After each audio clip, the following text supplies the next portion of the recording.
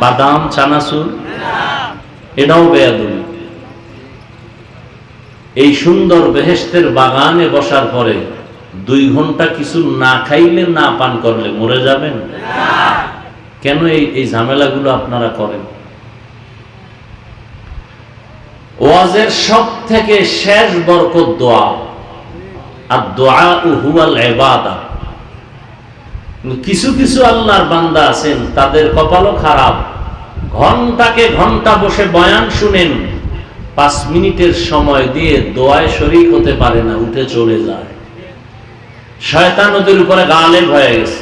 শয়তান চায় বয়ান শুন সারা রাত, মোনাজাত দিবি না, দিলেই সব গুনাহ মাফ। তোর গুনাহ মাফ হইলে আমার চাকরির ভ্যালু নেই। এই জন্য অনেকে বয়ান শুনে ঠিক মোনাজাত দেয় না, এরাও কপাল পোড়া।